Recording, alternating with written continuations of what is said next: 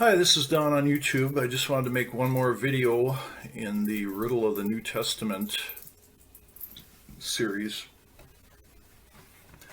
I just wanted to give a little overview of ancient and Middle Age philosophy, just to give a little bit more feeling to the subject of the Bible and things I've been talking about in the previous videos. So we start with Greek philosophy. Socrates said that sin is ignorance. So his big thing is the unexamined life is not worth living.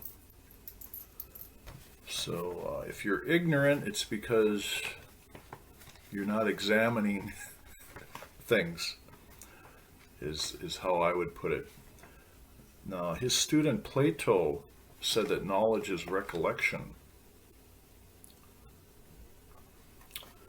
So in your thought life, there's a process of dialectic where it's kind of like a triangle. The base is a lot, expanded, where it comes to a single point up at the top, which Plato says is God. And reading Plato and his ideas of God, or the idea of the good, doesn't really match up with the Bible. Plato's doesn't have the revelation that the biblical writers had. But at the same time, the process he's talking about is relevant,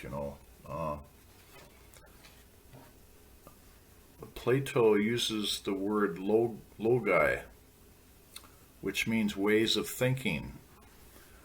People who have studied Plato, they kind of came up with this worldly and other worldly interpretation of Plato. Like sometimes he's talking about this worldly things, and sometimes he's talking about the other world.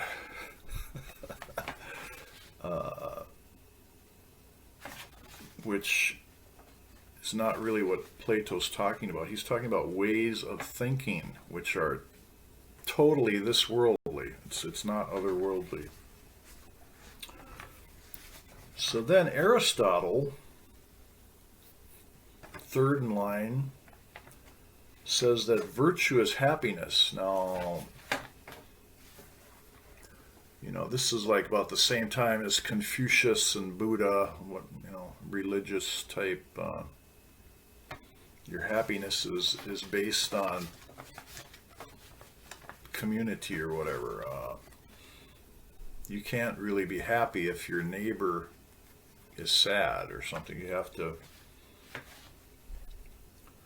to work at it and find out what makes you happy, what makes other people happy, is the way I look at it.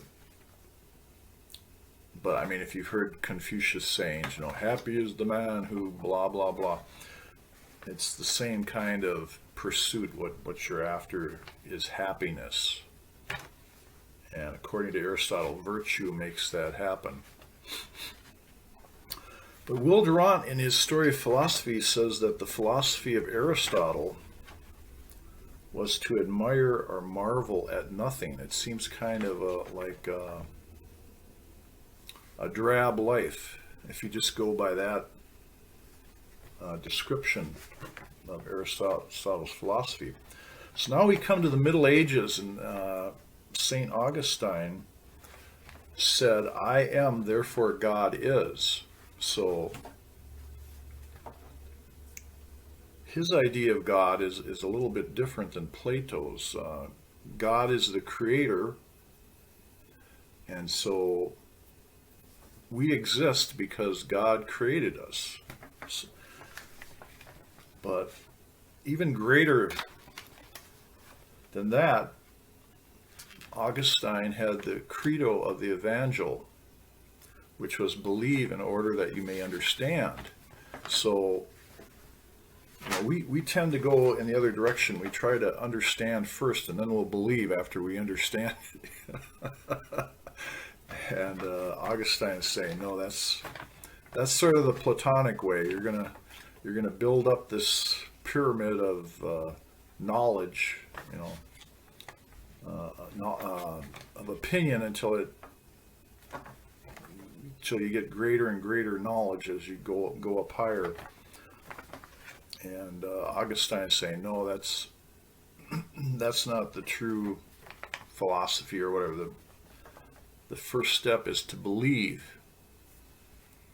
in what you've been taught, and then slowly, or eventually, you'll come to an understanding. Now, Aquinas, I have a book here. He's the other Christian philosopher. His Summa Theology. I have this book here called The Way of Life. Let's see if I can find the title page. Well, it's My Way of Life, pocket edition of St. Thomas. The Summa Simplified for Everyone by Walter Farrell and Martin J. Healy. 1952, The Co-Fraternity of the Precious Blood. And this is Brooklyn, New York. Publishers. For Aquinas, happiness is in knowing God. There's a whole big section in here on happiness. It says, man, the image of God. This is where you start getting some joy. It's like we're not here on earth, veil of tears. We're supposed to be miserable, unhappy. This is Martin J. Healy. So here's all the different chapters in this section. This is part 2A. It's titled Happiness, and then you've got all these chapters that says Chapter 1, the nature of happiness. Chapter 2, human acts, steps to happiness. Chapter 3, happiness and morality. Chapter 4, happiness and the passions. Chapter 5, happiness and habit.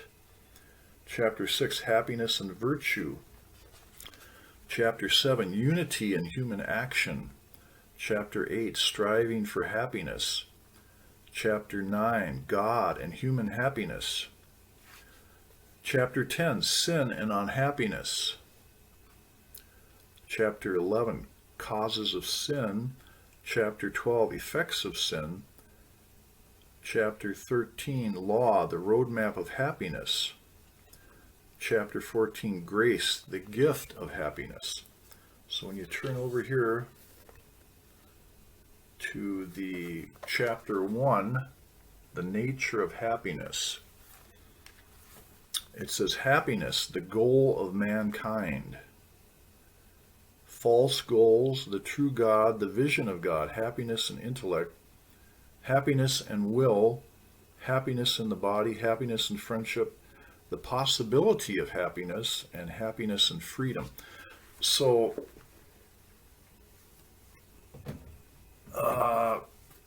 if you've studied philosophy, you kind of understand that we passed into the existential phase at some point of philosophy, which was it started out classical. Classical philosophy had three branches.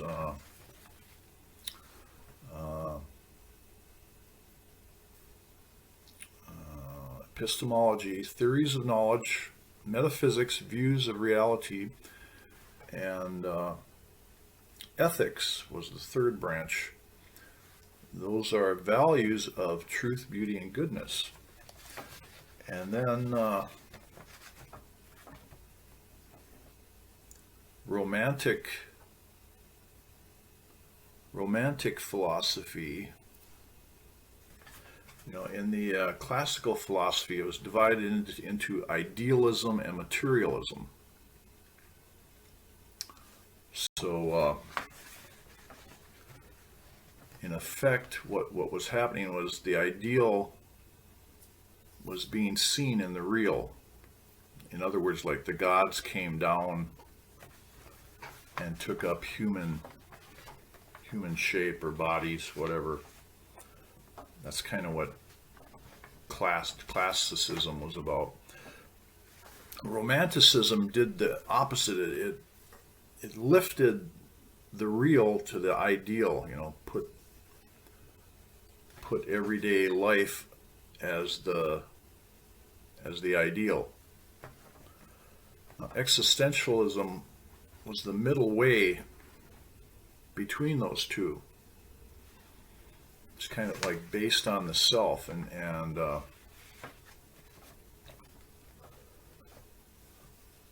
absurdity of life. You kind of get into those things.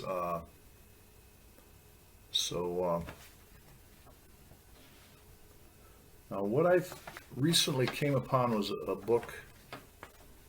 Every Sunday in church, I'd hear people say, "Jesus is God." I can see where they're getting that from. Like the Gospel of John and Pauline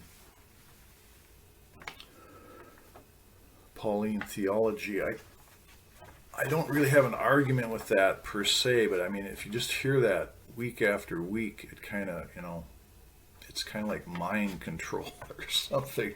So I had to get away from that, and I stopped going to church for a while, and it kind of made me depressed. I didn't have a sense of happiness at all about this. It's like, why do I have to be controlled by this earthly body that wants me to think and be like them or something, whatever.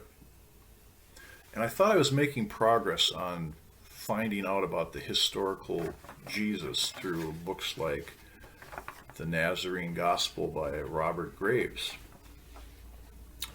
It was making a lot of sense to me, more sense than what they were sharing with me in Sunday school at church.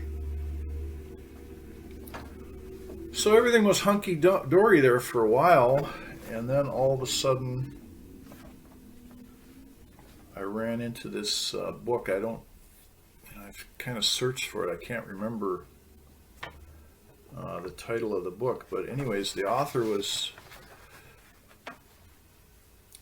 said something to the effect of, "Jesus is more than God."